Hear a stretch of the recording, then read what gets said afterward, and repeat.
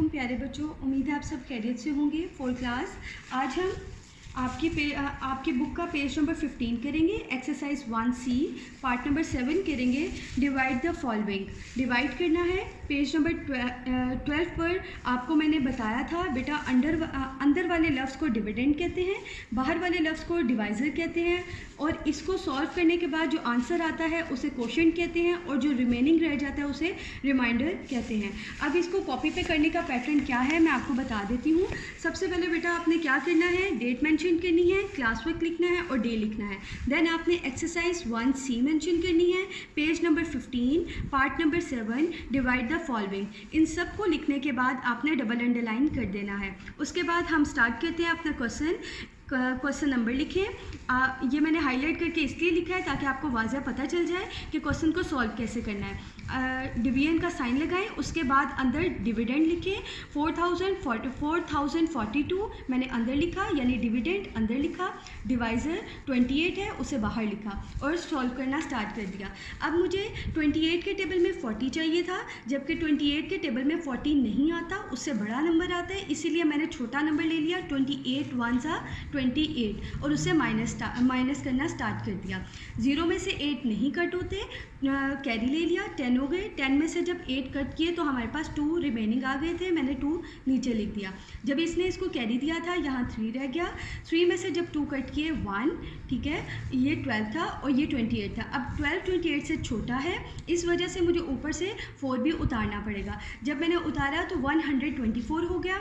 अब मुझे चाहिए 28 के टेबल में 124, लेकिन 28 के टेबल में 124 नहीं आता, मैंने उससे छोटा नंबर ले लिया। 28 4 ज़ा 112, 28 4 ज़ा 112 मैंने पुट कर दिया और माइनस करना स्टार्ट कर दिया। माइनस का निशान लगाना मत भूलिएगा।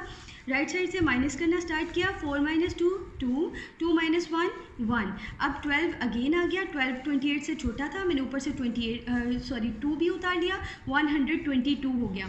अब मुझे 28 के टेबल में 122 चाहिए था, लेकिन 122 नहीं आता, मैंने उससे छोटा ले लिया। अगेन 4 के टेबल में 4 पर 112 आ रहा था, मैंने 28 4 ज़ा 112 कर लिया और लाइन लगाकर माइनस करना स्टार्ट कर दिया राइट साइड से। 2 - 2 0, 2 - 1 1, यानी 10 हमारा रिमाइंडर था। मैंने इज इक्वल लगाकर सेपरेटली आंसर भी लिखा है, यानी क्वोशंट लिखा है 144, रिमाइंडर 10। ये हमारा आंसर था और मैंने एंड पे डबल अंडरलाइन भी किया है। उम्मीद है बेटा आपको ये पार्ट समझ आ गया होगा। बुक में जितने पार्ट्स हैं आपने सेम इसी पैटर्न से अपनी कॉपी पर सॉल्व करने हैं। अब देखते हैं बेटा पेज नंबर 15 पर पार्ट 8 देखते हैं।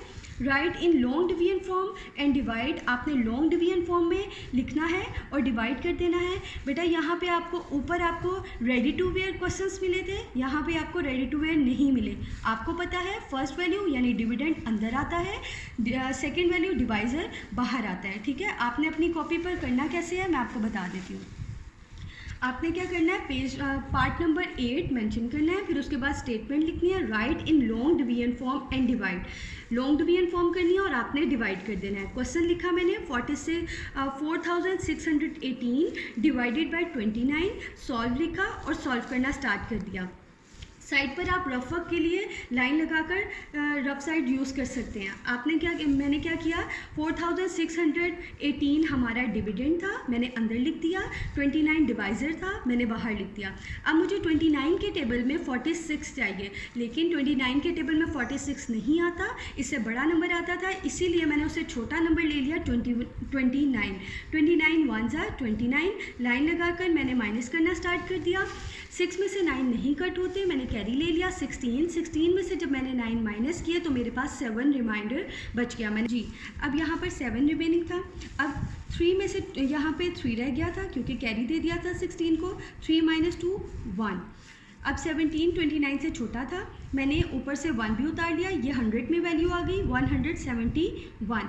अब मुझे 29 के टेबल में 171 चाहिए था, लेकिन 29 के टेबल में 171 नहीं आता, मैंने उससे छोटा ले लिया। 29 5 ज़ा 145, मैंने क्या किया, 29 5 ज़ा 145 पुट कर दिया, फिर लाइन लगाकर माइनस करना स्टार्ट कर दिया। अब 1 में से 5 नहीं कट होते, मैंने यहाँ से कैरी लिया 11 - 5 6, यहाँ पे 6 रह गया था और 6 में से जब 4 माइनस किए तो हमारे पास 2 आ गया। मैंने 2 पुट कर दिया, ये हो गया 26। 26 29 से छोटा है, मैंने ऊपर से 8 उतार लिया, 268 हो गया। अब मुझे 29 के टेबल में 268 चाहिए था। मैंने क्या किया, सर्च किया, लेकिन मुझे फाइंड आउट नहीं हुआ। उससे छोटा नंबर फाइंड आउट हुआ, वो था 29 को जब मैंने 9 से मल्टीप्लाई किया तो 261 आया। मैंने पुट कर दिया 29 9 जा 261। मैंने लाइन लगाकर माइनस करना स्टार्ट कर दिया राइट साइड से। 8 माइनस 1 7, 6 6 0, 6 माइनस 2 माइनस 2 0। तो हमारे पास रिमाइंडर सिर्फ क्या था, 7। मैंने सेपरेटली इक्वल लगाकर आंसर लिखा 159, रिमाइंडर 7 आंसर, एंड पर एंडिंग लाइन लगा दी। उम्मीद है बेटा आपको ये समझ आ गया होगा। बाकी क्वेश्चंस भी आपने सेम इसी पैटर्न से अपनी कॉपी पर सॉल्व करने हैं। अब देखते हैं बेटा पेज नंबर 15 पर part number 9, divide the following. Divide करना है, then multiply to check. Multiply to check compulsory नहीं है, ठीक है। अगर आपको प्रॉपर अंदाज से आता है तो आप कर भी सकते हैं, वो भी मैं आपको पैटर्न बता देती हूँ। आप अब यहाँ पर आपको जो क्वेश्चंस दिए हैं बाय नेम्स दिए हैं, ठीक है। ऊपर आपको रेडी करके दे दिया था, आपको बता दिया था कि ये डिवीजन करना है। अब यहाँ पर उन्होंने नेम के साथ मेंशन किया, आपने कंफ्यूज नहीं होना। पार्ट ए है डिविडेंड 399, डिवाइजर 17। अब डिविडेंड 399 है, आपको पता है डिविडेंड अंदर आता है, यानी 399 अंदर आएगा, डिवाइजर 17 है और 17 बाहर आएगा। और आप इसको सॉल्व जब करेंगे, जो आंसर आएगा, आंसर को कोशेंट कहेंगे, वो आपने डिवीजन करके सॉल्व कर लेना है, ठीक है। मल्टीप्लाई में आपका पैटर्न क्या होगा मैं आपको बता देती हूँ बेटा। मल्टीप्लाई में आपने क्या करना है, जब आपने क्वेश्चन को सॉल्व करना है। अब डिविडेंड उन्होंने आपसे क्या कहा था, डिविडेंड है 399, मैंने पुट कर दिया। उसके जी बेटा अब यहाँ पर हम पार्ट 9 कर रहे थे। पार्ट 9 में उन्होंने आपसे डिवीजन का भी कहा है और मल्टीप्लाई टू चेक भी कहा गया है। सबसे पहले मैंने डिविडेंड अंदर रखा। डिविडेंड उन्होंने दिया हुआ था 399 और डिवाइजर 17 गिवन किया हुआ था। अब मैंने इसको डिवीजन, सबसे पहले मैंने इनको डिवीजन करना है। अब 17 के टेबल में मुझे 39 चाहिए था। मैंने 17 2 ज़ा मल्टीप्लाई किया तो 34 आ रहा है, मैंने पुट कर दिया 17 2 ज़ा 34, लाइन लगाकर माइनस करना स्टार्ट कर दिया। 9 माइनस 4 5, और अब 5 छोटा था, मैंने ऊपर से 9 भी उतार लिया। अब 17 के टेबल में मुझे 59 चाहिए था। अब 59 17 के टेबल में नहीं आता, 51 आता है। 17 3 ज़ा 51, मैंने पुट कर दिया 17 3 ज़ा 51। 9 माइनस 1 8 रिमाइंडर था, ठीक है।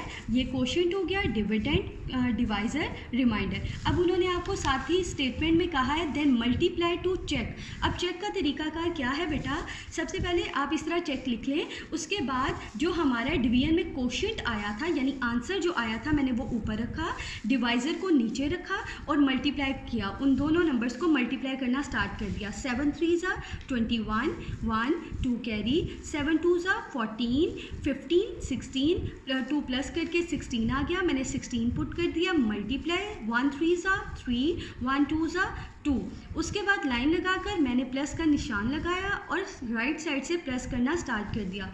1 एज इट इज़ नीचे आ जाएगा क्योंकि 1 के नीचे कोई वैल्यू नहीं है। 6 + 3 9, 2 + 1 3, तो मेरे पास आंसर आया था 391, जबकि डिविडेंड आंसर आना चाहिए था 399।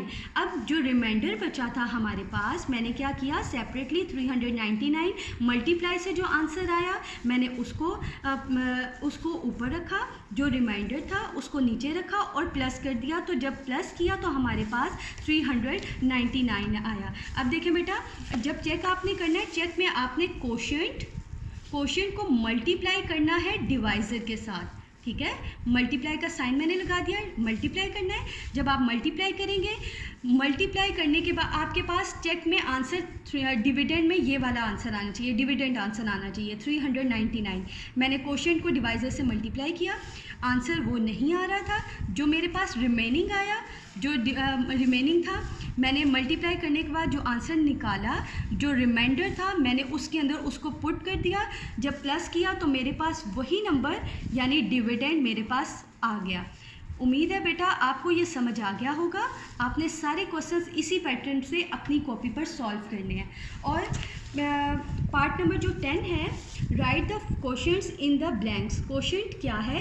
डिवाइड के क्वेश्चन में जो आंसर आता है उसे क्वेश्चन कहते हैं। यहाँ पर आपको क्वेश्चन दिया गया है, आपने अपनी कॉपी पे रफ साइड पे डिवीजन करके सेम 7, 8, 9 जो ऊपर आपको जितने भी पार्ट्स करवाए हैं उसी के अकॉर्डिंग सॉल्व करना है। उम्मीद है बेटा आपको आज का लेक्चर समझ आ गया होगा। अल्लाह हाफिज़।